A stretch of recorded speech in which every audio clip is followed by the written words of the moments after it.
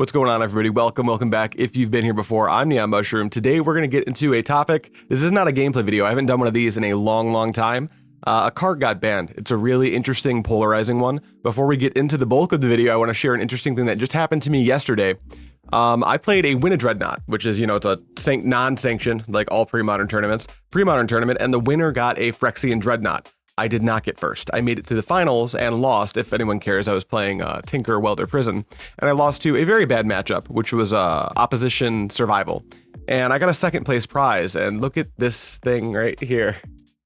Not only did I win a Parallax Tide for second place, but it is, as you can see here, date coded with the date that Parallax Tide was banned. So this is pretty sweet. I'll be holding on to this forever. But yeah, Parallax Tide was just banned today. So today what I want to do is I want to go through Martin Berlin's article. A lot of channels have already done this. I'm just going to kind of do my little weigh-in. I'm also going to leave some links in the description, maybe the pinned comment. Video I really recommend checking out after this one, if you haven't, is Lanny Huang's little fireside chat with a few other creators, the guys from Eternal Durdles, the guys from Duress Crew. They have a really long form talk about the bans, and it's very level-headed. All those guys are pretty level-headed dudes, I would say. And I am doing this little video armed with having watched that entire video. So I share a lot of opinions with those dudes, and some of mine slightly differ as well, because I do make content in a slightly different way than like Lanny Huang does, for instance. But let's start by looking at Martin Berlin's January 18th, 2026 ban list article. I might not read it verbatim. We're going to wing it and see how it goes. But the changes. Parallax Tide is banned. Okay. The change is effective immediately. Fine print. Ongoing leagues and tournaments in the immediate future for which deck lists have already been submitted may make exceptions. Check with your organizer. The change will be implemented from January 20th on Magic Online. Let's get into the summary. Parallax Tide is mainly exploited as a one-sided Armageddon effect. That's not just mainly exploited that way. That's the entire intention. If you're going to Parallax Tide, if you're going to put Parallax Tide in your deck, your goal is to utilize it as a one-sided Armageddon effect. If you ever are unable to do that, that's because your plan fell apart, not because you were planning to do something else with it. Often, this is enough to practically end the game on the spot, which can be a punishing experience. Parallax Tide has a polarizing effect on the metagame, as it incentivizes other decks to either go under it with fast creature combo strategies or to play counterspells, the only reliable way to interact with it. Tide also has a strong pull factor, cannibalizing other control strategies. The deck building space is thus significantly constrained.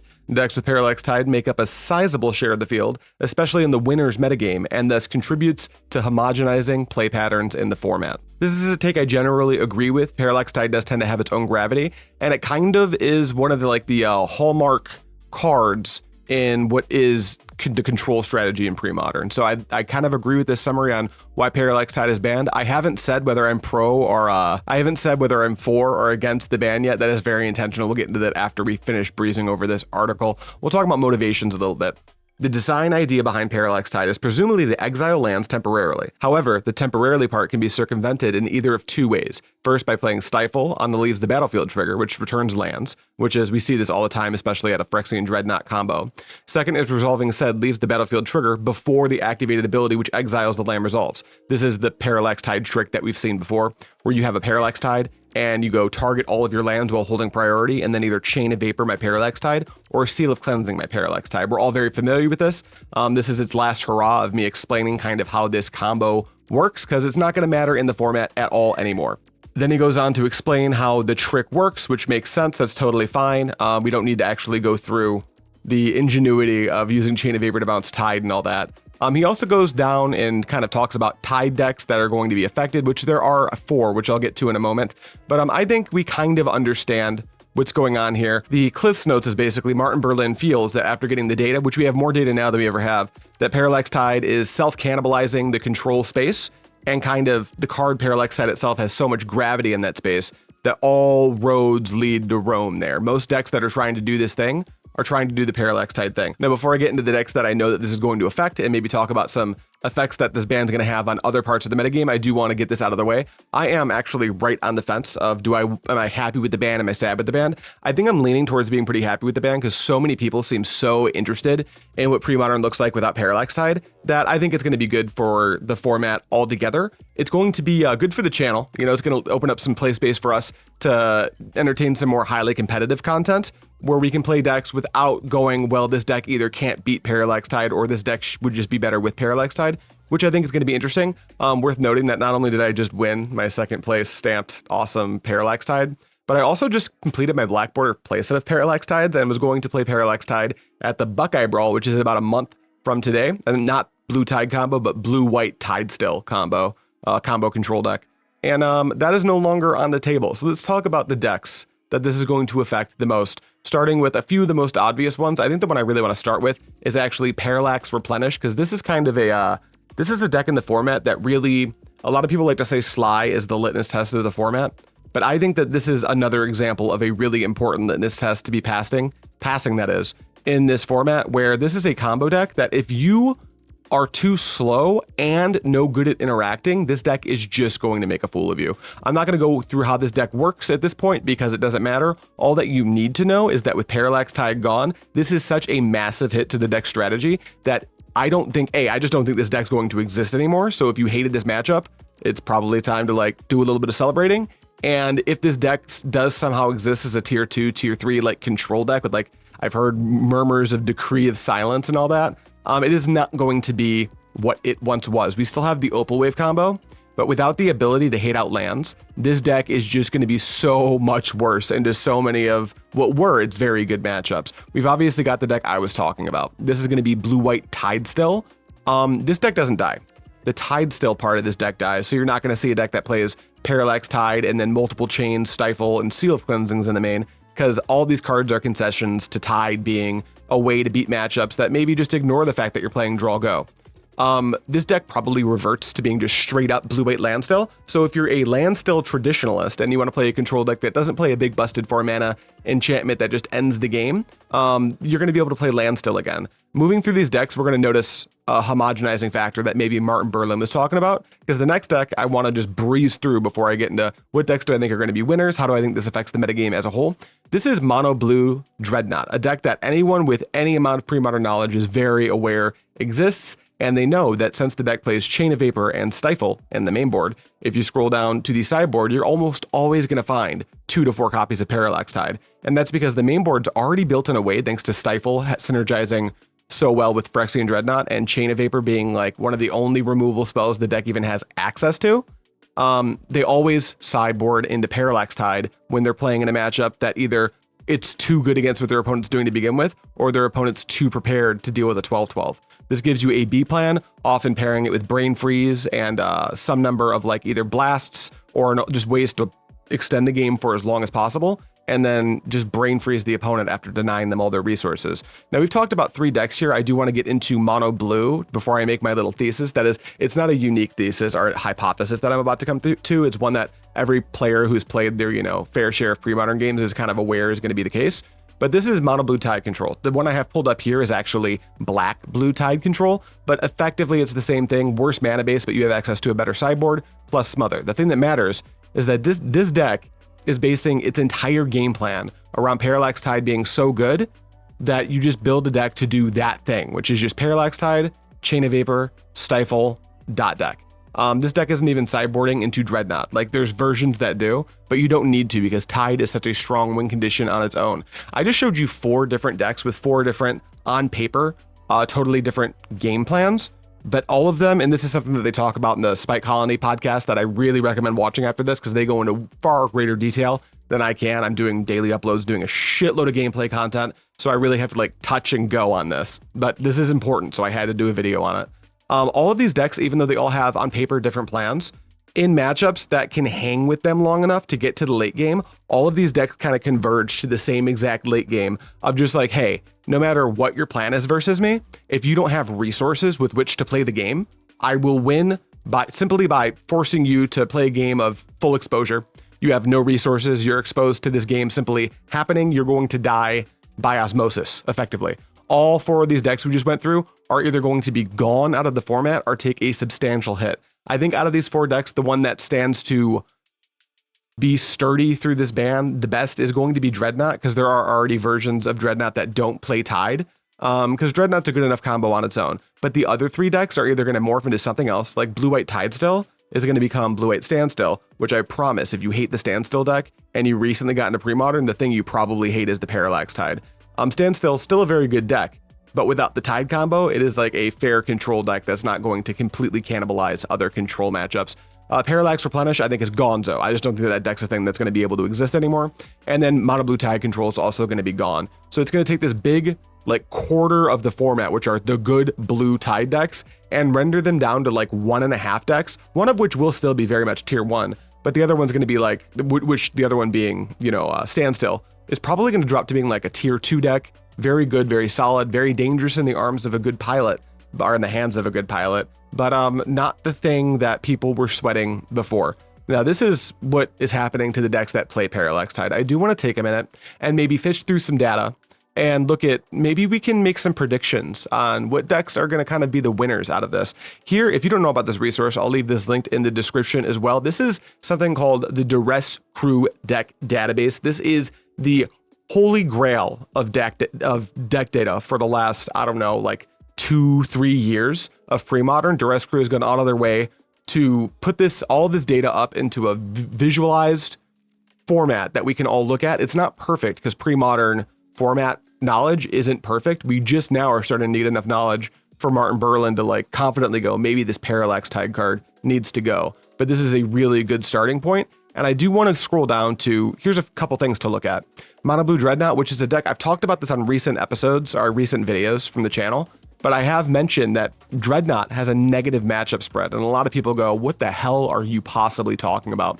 And what I'm talking about is, sure, we see a 73%, roughly, 3-to-1 odds of beating Mono Red Sly. But as you go down the list, we've got a slightly positive Goblins matchup. Then for Elves, Replenish, Landstill, Enchantress, Terrageddon, Ponza, Mono Blue Tide Control, Growatog, Black-White Control, Survival Madness, Survival Rock, that entire stretch of decks are all being listed here as negative matchups. Now, not by landslides, but for a deck that is the boogeyman of the format, it's not doing too hot when it comes to especially game ones against these decks. Now, against a number of these decks, the Dreadnought deck may become a Tide matchup. It might sideboard into the Tide, maybe drop a couple of Phyrexian Dreadnoughts to begin with, and then play a different strategy in game 2, which is no longer going to be an option. Same deal if we go look at Parallax Replenish. This is a deck with actually an enormously positive matchup spread. Obviously, they kind of get dogged by Stasis. If you scroll down more,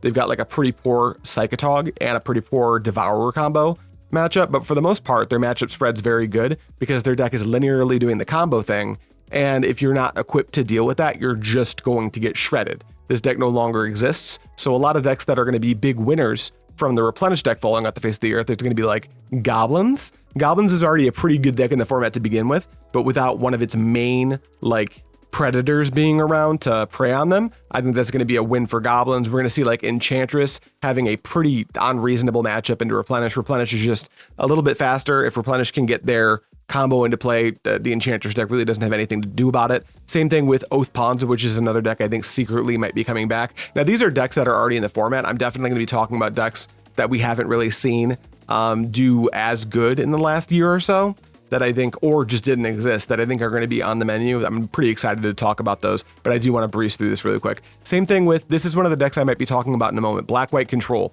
Replenish, dogs on this deck. Actually, if we go to Black-White Control and we go to Dreadnought, Dreadnought is one of the decks that Black-White Control can actually beat.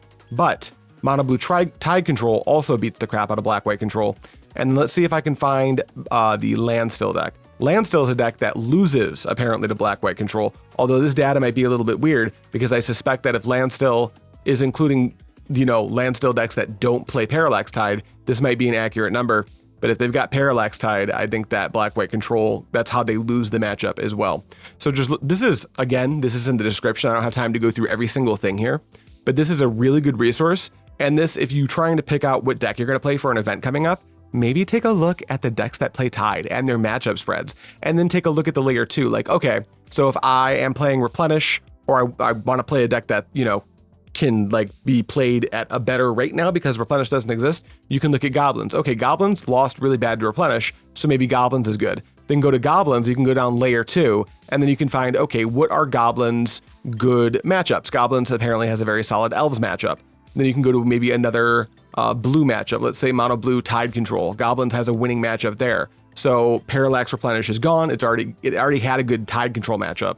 So there's a little bit of push-pull there, because while one of your predators is gone, one of the things you preyed on is gone too. Or one of the things you were a predator to is also gone. So this is just, I wanted to point this out. This is going to be more important than ever as we're going into a new day for Premodern, which is really cool. I've been rambling for a minute, kind of just like talking about my thoughts on the ban. I do want to get into, at the end of this video here, some things that I think are going to matter.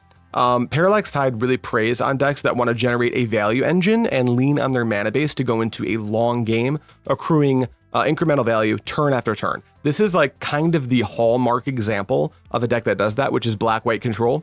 And the reason that Parallax Tide is so good into this deck. Now, this deck I think has a solid Dreadnought matchup, but versus all the other Tide decks, it's got to be like miserable. I know that the Duress Crew data said this hoses land still, but I think that might be specifically land still and not Tide still. There might be a listing issue there because I've played that matchup from both sides.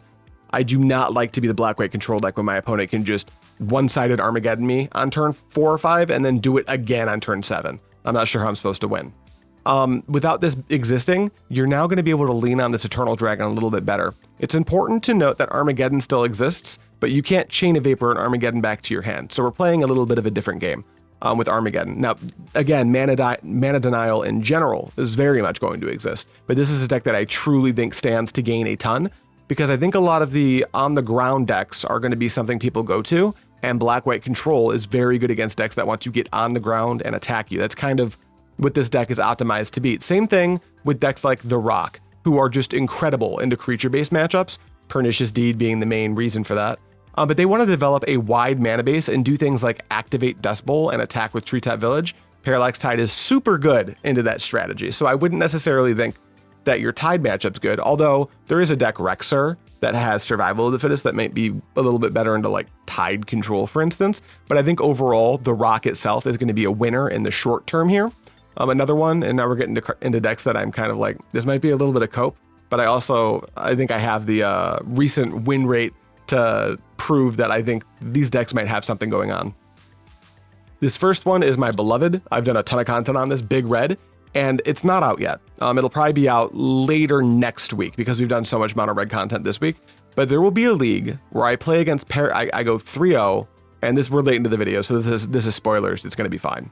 We go 3-0 at the beginning of the league, and then we immediately play against Parallax Replenish twice, and we die, because this deck cannot, no matter what you do, beat Parallax Replenish. It's not a thing that can happen.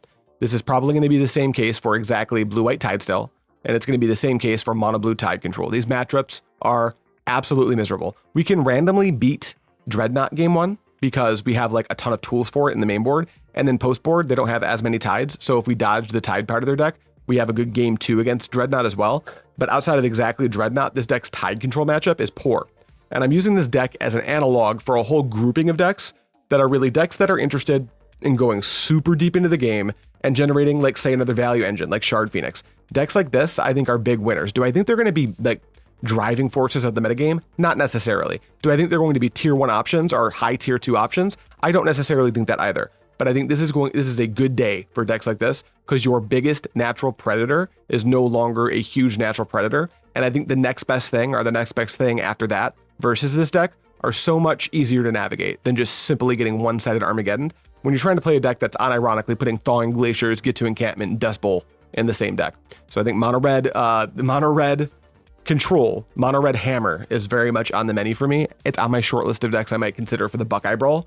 But I'm me and I'm kind of insane. So I'm not necessarily suggesting you do that, but I low-key am suggesting you do that. And another example, we're kind of beating a horse at this point, a dead one even, but this is Domain Control. And this deck plays so many basics, and the whole purpose is to take advantage of the domain keyword with cards like Collective Restraint, Evasive Action, Allied Strategies, Global Ruin, which is another Armageddon effect, but it's asymmetrical, but you need to actually build your deck around it for it to function.